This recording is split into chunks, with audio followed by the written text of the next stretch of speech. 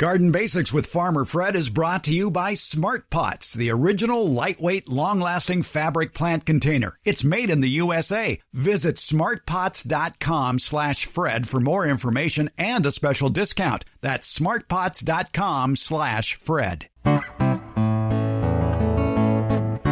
Welcome to the Garden Basics with Farmer Fred podcast. If you're just a beginning gardener or you want good gardening information, well, you've come to the right spot. If you're unfamiliar with multi-budded fruit trees and you have a small yard and you want a cornucopia of tasty fruit, then a multi-budded fruit tree just might be right for you.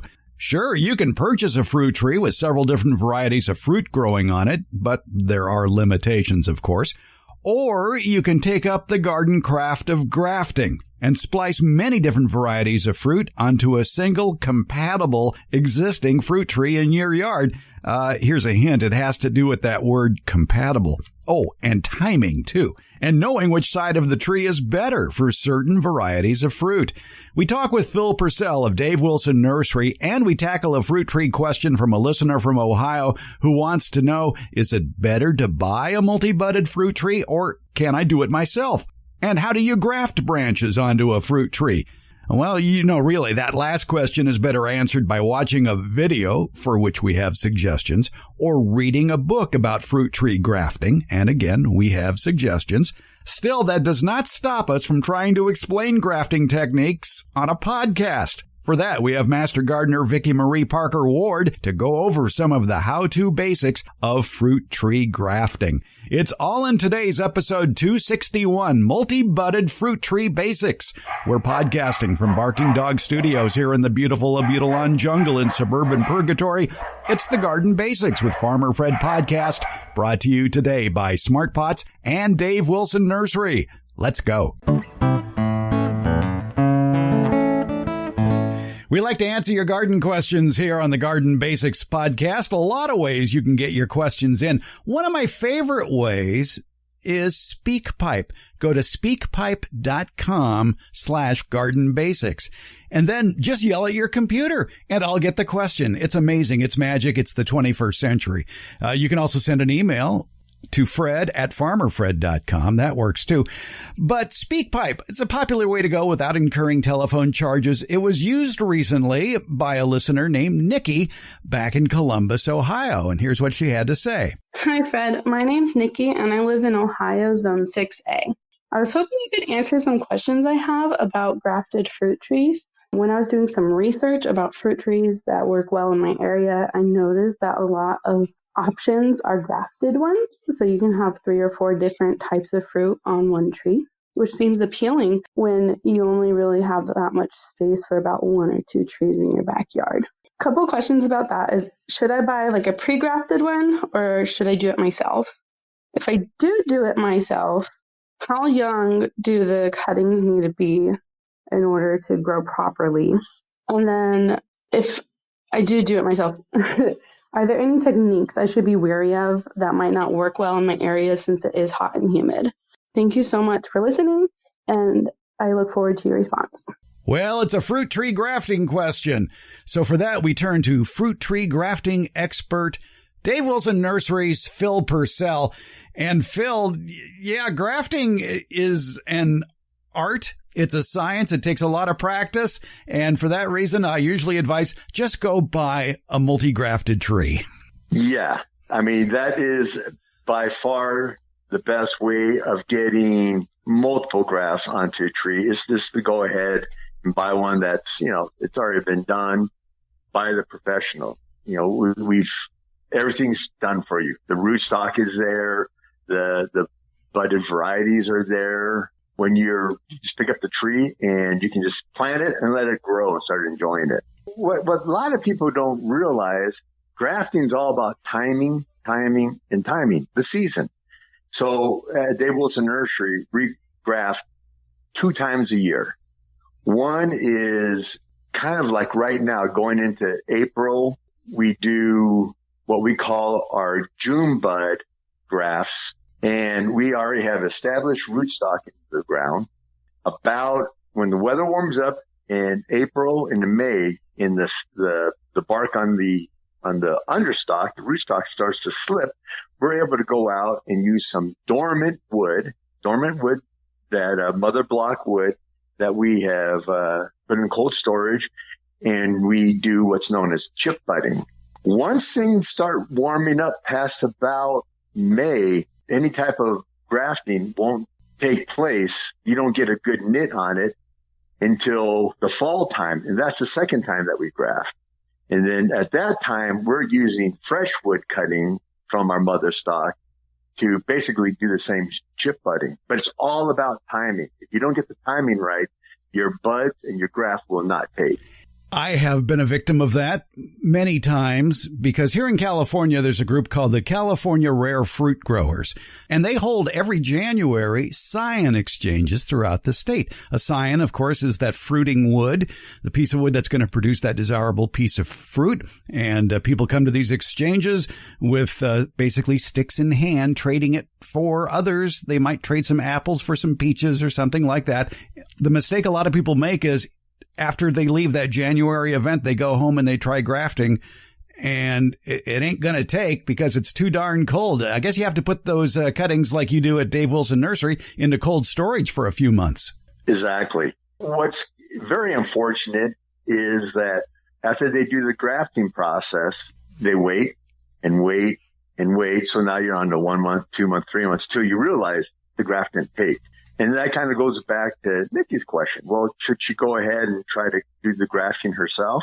You can go out and buy a tree that already has the varieties, that are 1 year on the tree ready to go.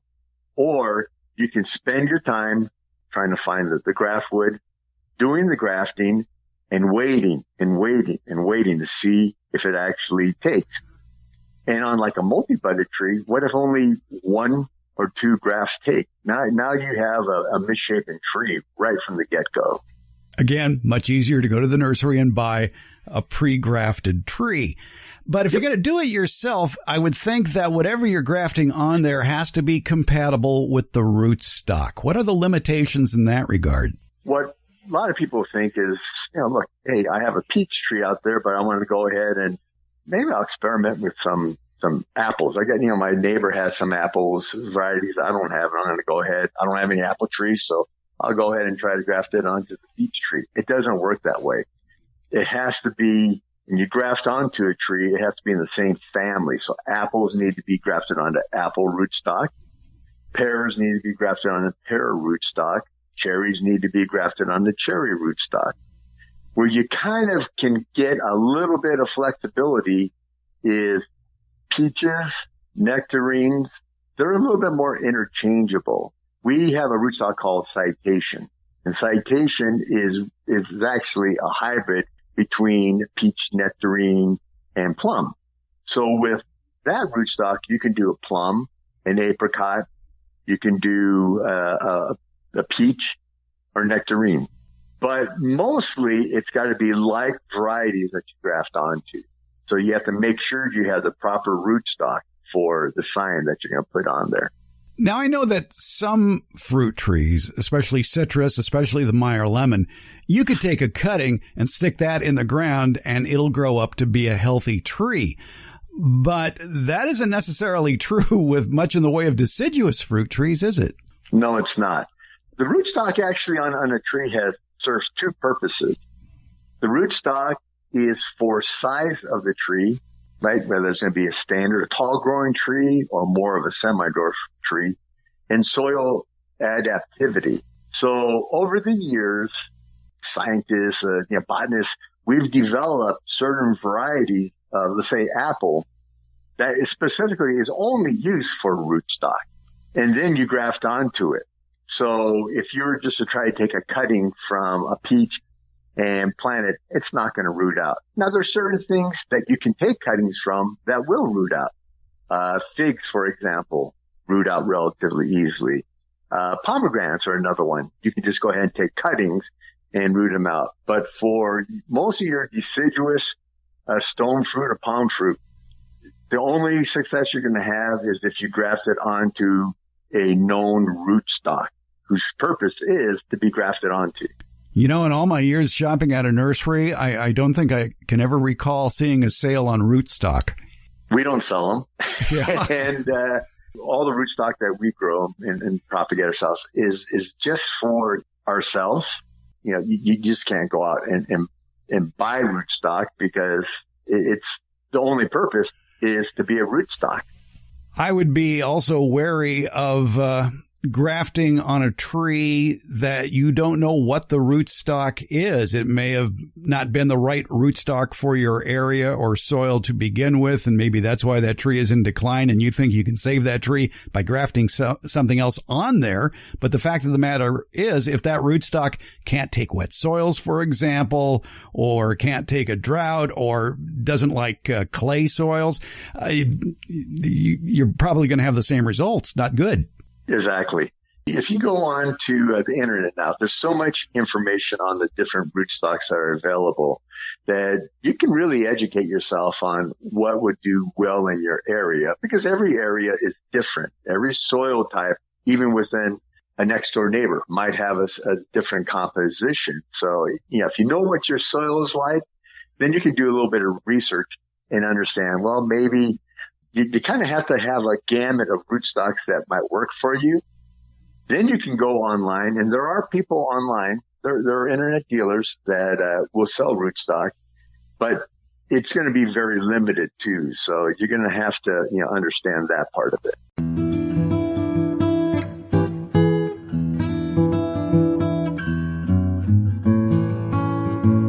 I've told you about Smart Pots, the original award-winning fabric planters. They're sold worldwide. Smart Pots are proudly made 100% right here in the USA. They're BPA-free and lead-free, making them safe for growing vegetables and other edibles. Well, the folks at Smart Pots have added a new product to their lineup, perfect for building the healthiest soil imaginable for your garden by composting. It's the Smart Pot Compost Sack, a large 100-gallon fabric bag that's lightweight yet extremely durable and lasts for years. It can hold 12 cubic feet of pure compost. This rugged fabric is entirely porous, containing many micropores that allow for air circulation and drainage. It's easy to start a compost pile with the Smart Pot Compost Sack. Just open the sack, set it on level ground, and start adding your compostable materials, grass clippings, vegetable peelings, coffee grounds, and more, as well as fallen leaves, straw, and shredded paper. Next, place the optional cover over the sack. That's all there is to it. Smart Pots are available at independent garden centers and select Ace and True Value hardware stores nationwide. You can find the location nearest you at their website, and you can buy it online from Smart Pots. Just visit smartpots.com/Fred. And don't forget that /Fred part, because on that page are details about how, for a limited time, you can get 10% off your Smart Pot order by using the coupon code FRED, F-R-E-D. Do it at checkout from the Smart Pot store. Visit smartpots.com/Fred for more information about the complete line of Smart Pots' lightweight, colorful, award-winning fabric containers and their new compost sack. And don't forget that special Farmer Fred 10% discount. It's Smart Pots, the original award-winning fabric planter. Go to smartpots.com/Fred. Let's get back to our conversation with Phil Purcell from Dave Wilson Nursery about multi-budded fruit tree basics. If you want more information about the types of grafting to use, very specific information with pictures, with moving pictures, I would suggest you go to the Dave Wilson Nursery YouTube channel and look up their videos that they have about grafting fruit trees. There's several of them, many with Tom Spellman, that will give you step-by-step instructions on the various types of grafting to use based on whatever you have. And so you can learn a lot from that. And like I say, there are moving pictures, which makes it a lot easier than trying to describe it on a podcast. Nikki did ask the question, how young do the cuttings have to be? Well, that's an interesting question. I think what you really are trying to match up is the size of the wood, one to the other, the scion to the rootstock. It is. If you're going to do like a regular top working, wedge graft, that's absolutely true. If you would like a book on the subject, one of my favorite books is from the American Horticultural Society. It's called Plant Propagation. It is an excellent reference with even more information about grafting if you really want to get into the science of cutting your fingers. Nikki also did ask the question, are there any grafting techniques to be wary of because of the weather in Columbus, Ohio, which in the summertime can be hot and humid? Once again, it's all about timing, like we said. So in a place like Columbus, they would probably start or they're grafting a little bit later than out here in California. If you're going to do chip budding, like we do at the nursery, the understock, the rootstock, when they peel it back, when they make a T-cut, the bark should peel off relatively easy, peel back so that you can slip that little chip bud in there. My guess is in Columbus, that's probably the starting time might be maybe the end of April at the soonest into May. But you do run into problems with the humidity that, that's where anytime you make a cut on a tree, if you start running into humidity problems, that's where you can get fungal or bacterial growth that can really inhibit the actual buds being viable. For those of you playing at home with your Farmer Fred bingo card, you can cover up the square that says all gardening is local, because I'm going to say it again. All gardening is local. And for Nikki in Columbus, probably checking with the local nursery people there can give her a better idea about the timing of when to do it. Yeah, absolutely. When in doubt, I always, tell people, go and talk to your local ag advisor. Most counties have them. Most states have them. And they're there to help the homeowners answer questions that are really specific for their locale. Yes, grafting can be done. I would go the insurance route. I would buy a pre-grafted tree and then try it at home on something that won't break your heart if it doesn't work out. But it's worth trying. It can be a fun hobby. Yeah, no, that's really good advice. Because like I say, if your graft doesn't take, you won't know for quite a while. And if you could have just gone ahead and planted a tree that you got in the spring from your local garden center, that you'll be 1 year, if nothing else, you'll be 1 year ahead of fruit production of if you propagated tried your own grafting. I would think, though, you have to keep an eye on any multi-grafted tree that you purchase and be sure that there isn't one variety that's taking over. And there are on the market trees called fruit salad trees that contain a variety of different fruits that are compatible on the same tree. Phil, give us an example of like what Dave Wilson Nursery would sell in that regard. So on our multi-grafted trees, we do like the apples and the cherries and the pears, and there are 4 varieties on each tree. But we do, like you mentioned, the fruit salad. And that's really kind of a fun novelty tree. On our fruit salad, we put a Santa Rosa plum, generally speaking, a blended apricot, and then 2 peaches and a nectarine. And we kind of go back to what I mentioned before, where you have to make sure that you have the right rootstock that's compatible for the plant. Well, all these on the fruit salad, they're in the prunus. So that's why you can go ahead and do different varieties on the one rootstock. The one definite knock on the fruit salads is that you can very easily get 1 or 2 varieties that are very precocious and grow a lot faster than the other varieties. And what will happen is that it will start shading out the weaker varieties because they're so fast growing.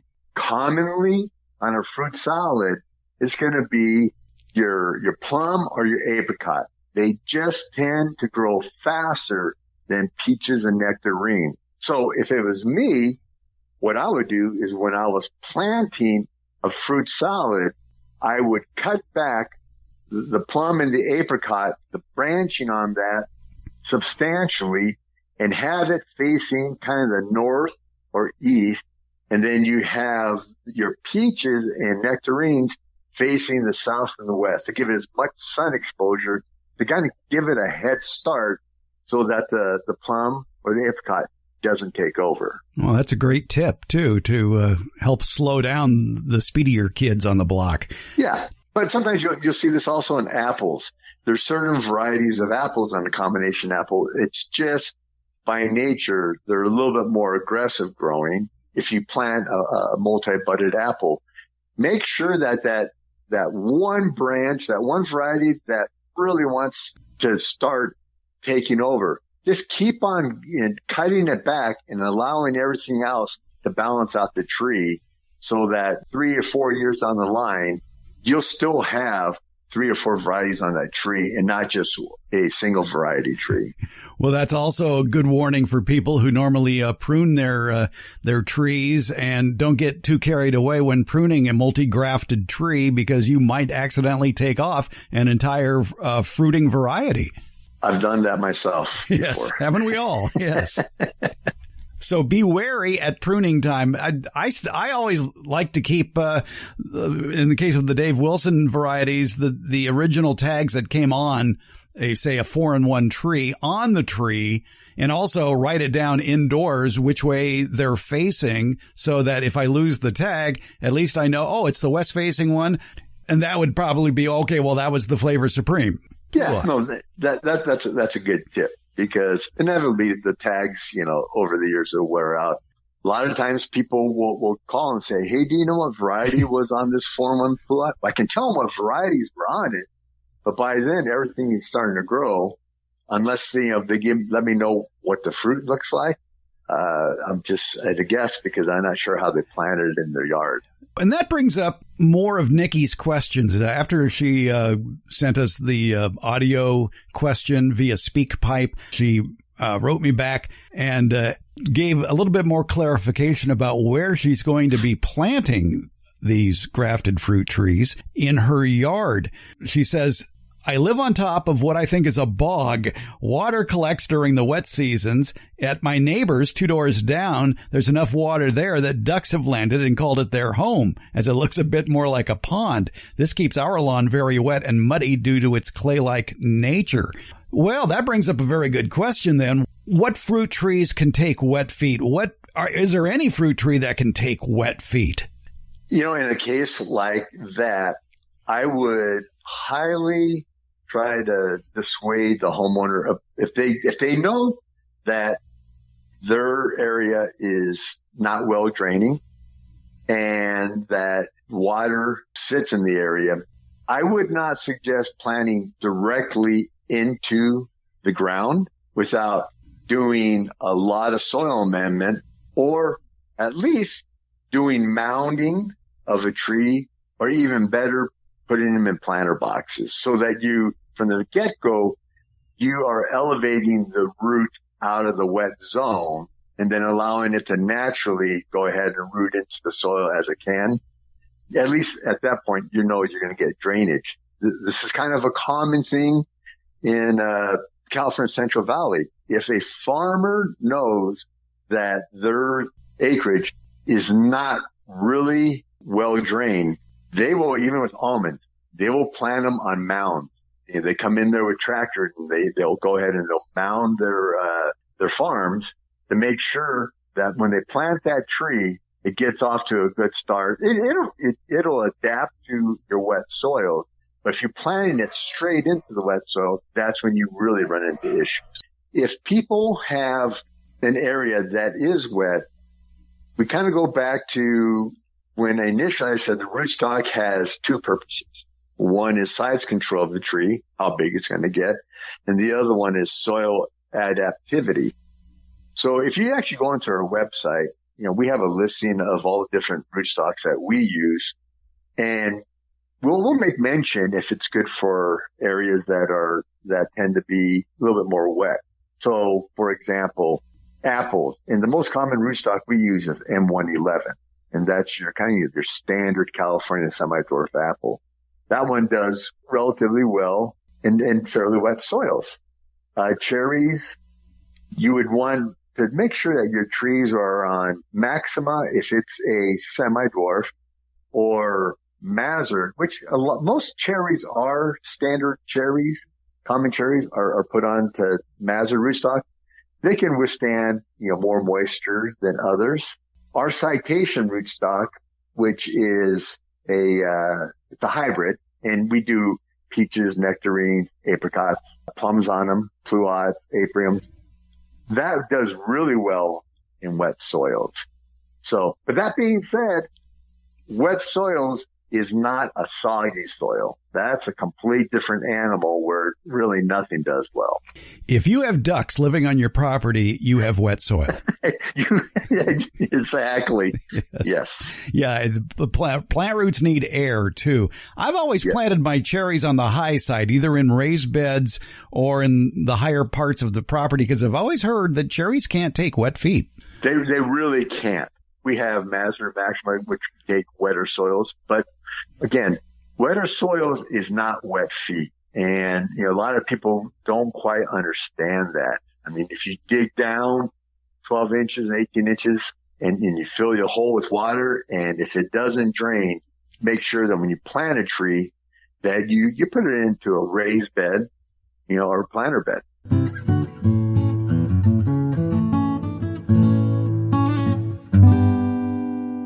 We get a comment from Eric in Montana who sent us this message via Facebook. He says, followed your guidance for tomatoes last summer, and in Montana, that's challenging. I ended up with over 150 pounds of tomatoes. It's the first time I successfully sowed tomato seeds and had productive plants. Most of it came from what I learned from your show. Thank you. Well, thank you, Eric, from writing us for Montana. And yes, there are parts of Montana where growing can be quite a challenge with heavy winds, summer hailstorms, wacky temperature swings, and all that. So congratulations, Eric, on growing tomatoes in Montana. Well, way back in episode 93, America's favorite retired horticulture professor, Debbie Flower, gave beginning tomato gardeners some tips for planting tomatoes to speed up their development. I wouldn't be surprised if Eric went back into the catalog and listened to episode 93 and picked up those tips. And more recently, in episode 259, experienced tomato gardeners learned from nurseryman and tomato aficionado Don Shore a better way to give your tomatoes a boost before you plant them in the ground. After he offered up that tip, I had to try it, and sure enough, the size of my little tomato plants nearly doubled in less than a week. And again, this happened before I planted that tomato in the ground. So what did I do? What are the benefits of his tip, besides quickly getting a bigger tomato plant? What exactly was Don's recommendation? Well, you're going to have to listen to the podcast and read the newsletter. It's in the Beyond the Garden Basics newsletter. We have Debbie and Don's tomato growing hints and tips there. It's available now. For current newsletter subscribers, look for the issue entitled Tomato Growing Tips for 2023. If you're already a subscriber, it's probably in your email waiting for you now. Or you can start a free subscription or read it online. It's free. Find the link to the newsletter in today's show notes or sign up at the newsletter link at our homepage, gardenbasics.net. Let's get back to our conversation with Phil Purcell from Dave Wilson Nursery about multi-budded fruit tree basics.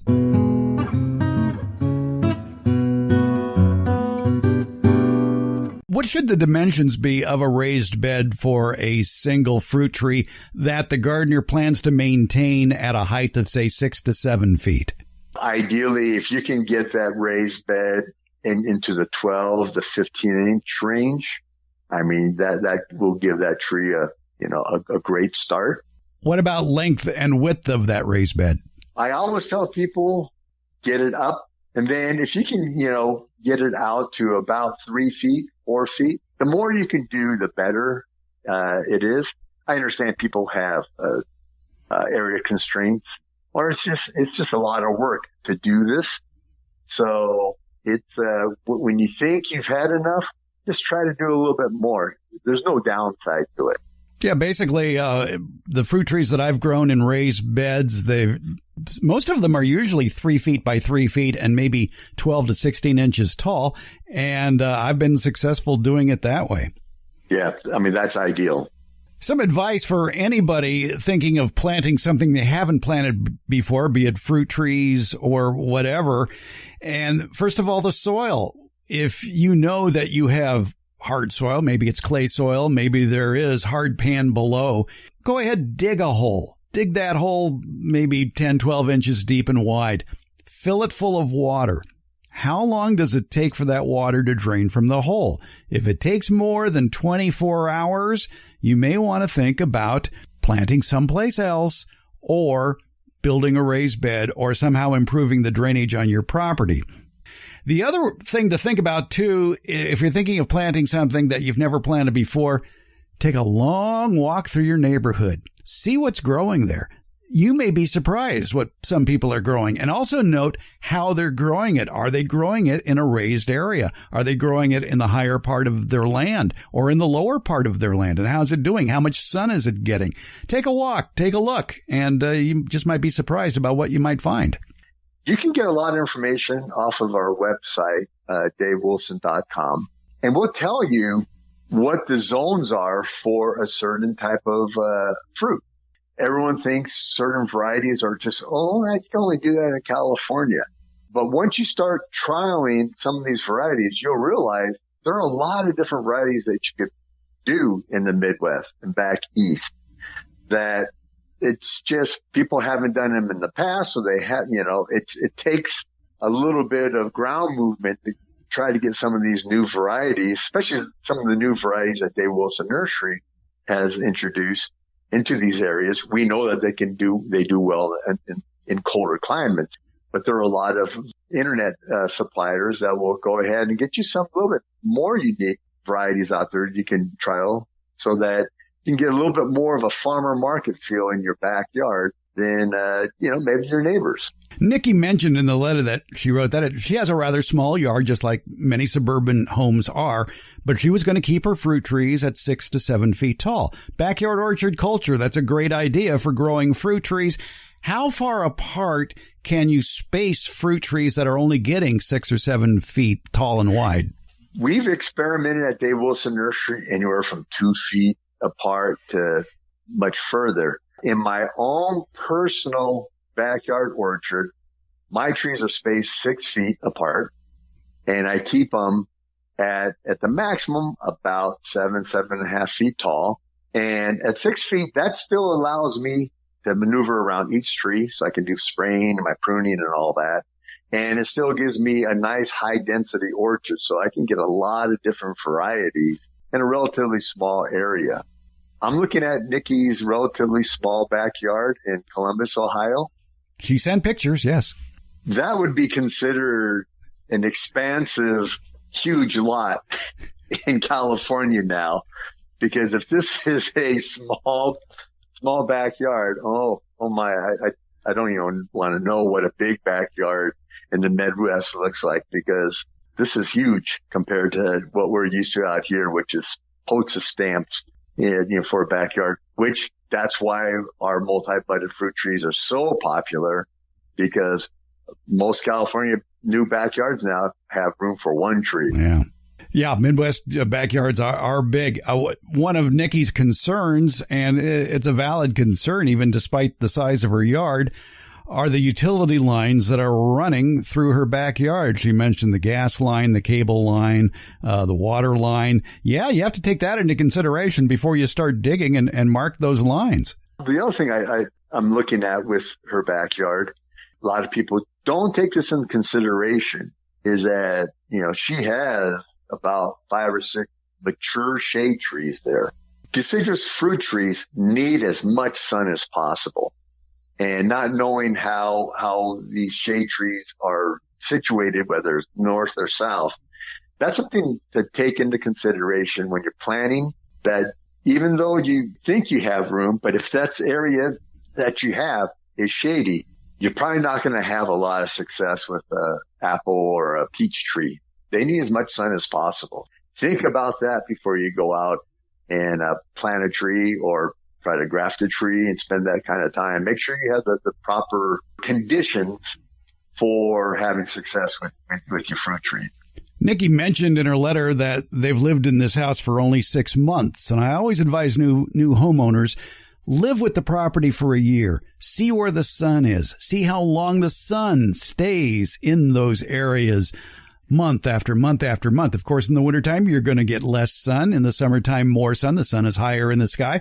But notice those areas that during prime growing season, say from April through October, where the most sun is in your yard. Note the shady areas as well, and then plant accordingly. That's fantastic advice right there. People don't really realize sun exposure, how important it is for, a successful orchard, or even just, a vegetable garden. In regards to the utility lines that's running under Nikki's property and her reluctance to start digging, I don't blame her for having that reluctance at all. Like I say, mark the lines. She says our front yard could also support a fruit tree, but we would need to wait a few years since the tree I do have there is dead and would need to decompose. And I was thinking about that sentence going, oh, that's something the Amish might practice. Nikki can't be Amish. She emailed me. That involved electricity. No. But it would take decades for that tree to decompose. It would. It's more than just a few years, boy. If you have a mature tree, which she does, that root system is extensive under her current lawn. Right. Yeah, and even grinding down that stump, you still have to be wary of where those utility lines are. Exactly. Of course, the wild card in all this, as far as, planting the appropriate varieties for your area, let's face it, the weather has changed. It's called climate change, and you can cover that square on your Farmer Fred bingo card now, because things are wacky and growing areas are changing as we speak. In that the cherry blossoms in Washington, D.C. were early because of a winter heat wave, whereas we're shivering cold still in early April here in California. It doesn't quite make sense. That's not to say it's permanent, but I think we're going to have wild swings in the weather, and we're going to be basically learning as we go along here of what plants will actually do well in our area. The California farmer has really started cluing in on this the last 10, 15 years. So even in California, it's chilly right now, but we know overall that the chill hours have really subsided. And the farmers, when they're planting cherries, they're planting lower chill cherries in Northern California, where used to, a regular Bing cherry produced like crazy. It's not producing like it has in the past. Decades down the line, the Midwest will have more of a California feel to it, and California will have more of a Hawaii feel to it. It's hard to say, but, the fruit trees are going to react differently. You mentioned chill hours. Let's talk a minute about chill hours. That is basically the sleep period that trees need, and that's achieved when nighttime temperatures fall below 45 degrees, ideally between 32 and 45 degrees. And most fruit trees need hundreds of chill hours every winter in that temperature range in order for them to go dormant and then wake up again as the weather gets warmer, as the soil gets warmer, either in late winter or early spring. And, there's been less chill hours in California. There's been a lot of reasons for less chill hours, including the lack of fog that is now part of California. It used to be the Central Valley was just covered in fog for months on end in the wintertime, and now it's either raining or sunny. Yeah, I mean, it's something that I've noticed even on my daily drive into Dave Wilson Nursery, which is in the heart of the Central Valley.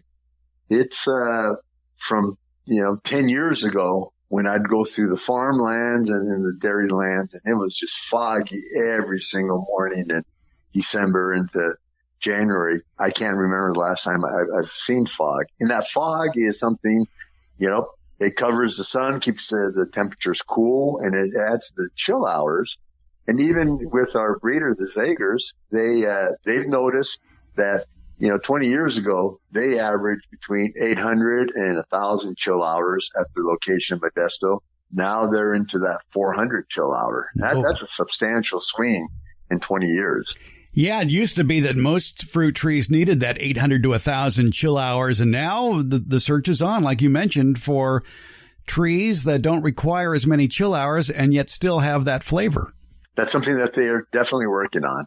Reality is there. And all the breeders out there understand that they need to get new varieties in there that's going to succeed with less chill hours out there.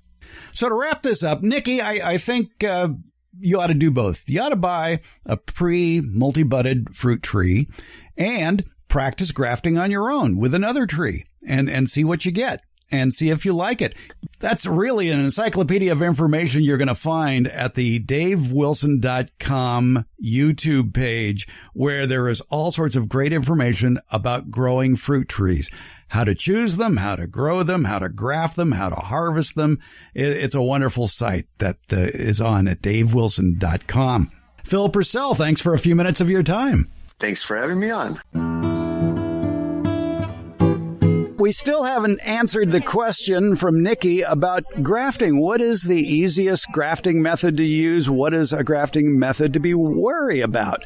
We're talking with Sacramento County Master Gardener Vicki Marie Parker Ward. We are standing in the orchard section of the Fair Oaks Horticulture Center. Vicki, you've done a lot of grafting. What's an easy method to use? What's one that you really don't want to recommend? Well, there are quite a few different types, depending on what it is you're trying to achieve and what tree and the age and so forth. So throwing those all out, the two easiest are scion grafting or cleft grafting. It's the same thing, which is basically where you create a dovetail of sorts and take a small scion and attach it to an existing live tree. That's, to me, is the easiest because it's not tiny. The other, which is equally easy, but it's micro by comparison, is the bud graft or T graft, where you actually cut a T slit in the skin and create a little envelope-like flap. And you open that flap up and you insert a bud. The bud must be prepared a certain way so that you end up with, either way, with no matter what kind of graft you do, you need to end up with cambium layer against cambium layer, or it's not going to take. That's the main thing, is matching that cambium layer up so that it's got enough substance that it can grow together. So you're following the grain, basically. Yeah, exactly. And you need to be careful of which way you're aiming things so that the new growth doesn't go in a strange, weird direction. And also you need to do some prep work. And so basically, I would recommend that if you can take a class, great. If you can view something online, one of the Master Gardener YouTube versions, something like that would be excellent. There are some books out. I can't for the life of me think of the name of any of them right at the moment, but there are some excellent books on grafting. One of my favorites is by the American Horticultural Society. It's called Plant Propagation, and they have a lot of great pictures and a lot of easy explanations for trying a lot of grafting techniques. Is there one grafting technique that you don't want to get into for people because it just is a little too difficult or unsuccessful? Well, I don't know about that, but there's one, and I can't think of the name of it, but it's the one that they use in orchards when they cut back the orchard and they take back just plainly cut down the tree, but leave a viable stump. And they basically take scions that are larger, and they cut them into a point and insert them into the cambium layer next to cambium layer. But the problem with that one is that it's ugly. It's not a good backyard choice. And it also can have other issues because it's easy to bump things out of whack so that you tear it. And frequently what they will do is they will use more than one scion of sorts. I don't know if that's what they call it when they do that particular type. And it can be very sort of messy and tricky to deal with. And so I would not recommend that one for home use.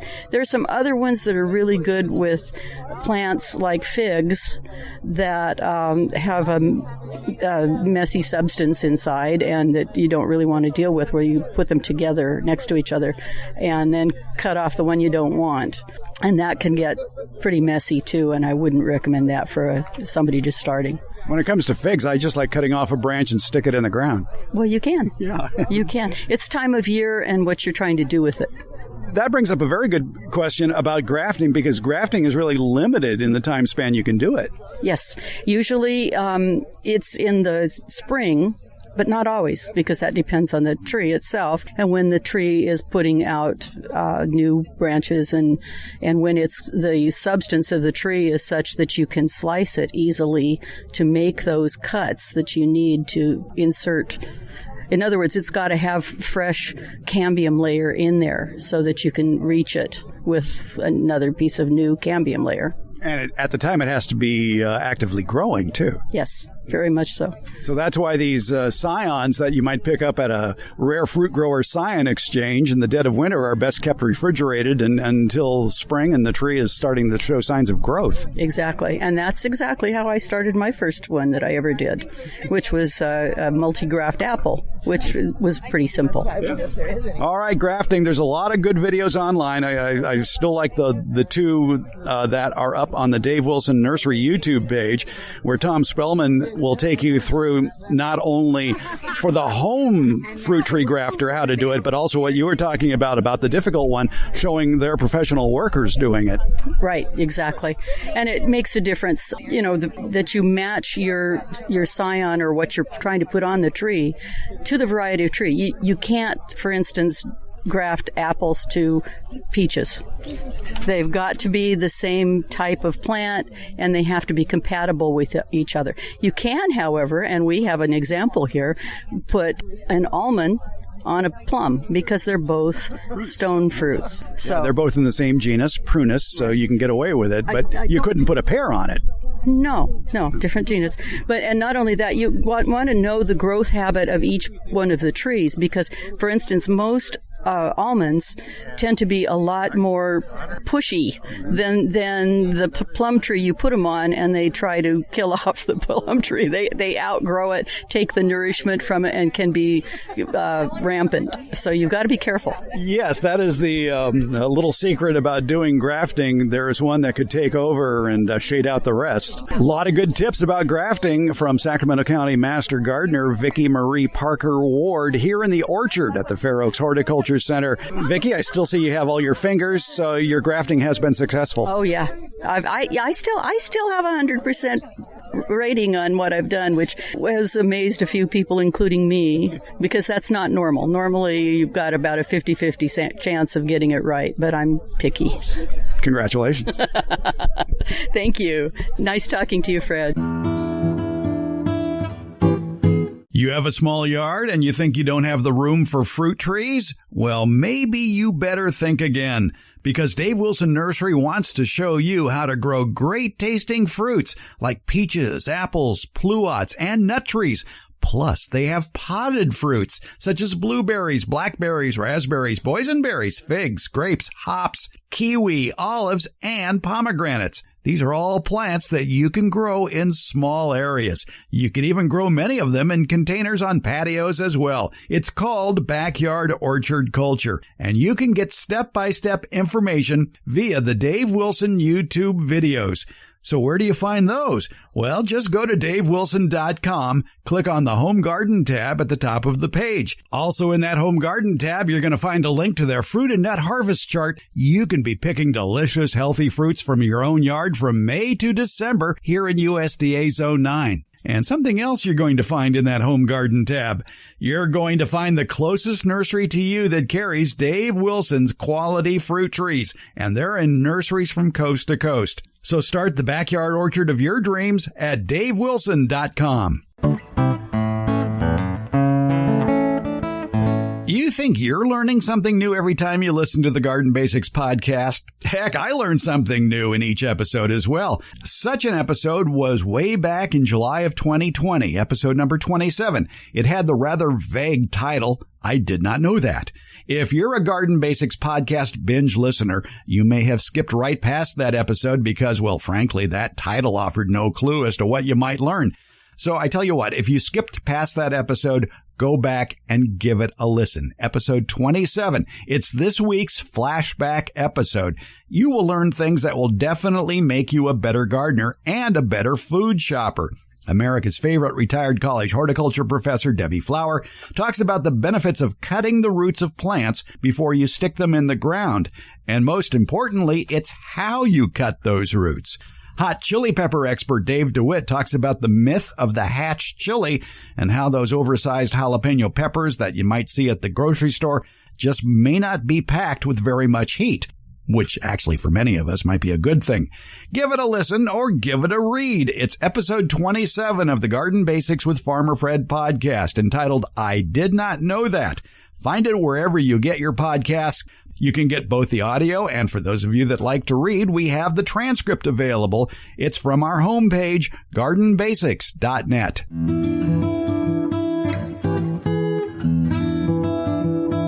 The Garden Basics with Farmer Fred podcast comes out once a week on Fridays. Plus, the newsletter podcast that comes with the Beyond the Garden Basics newsletter continues, and that will also be released on Fridays. Both are free, and they're brought to you by Smart Pots and Dave Wilson Nursery. The Garden Basics podcast is available wherever podcasts are handed out, and that includes our homepage, gardenbasics.net. And that's where you can also sign up for the Beyond the Garden Basics newsletter and podcast. That's gardenbasics.net, or you can use the links in today's show notes.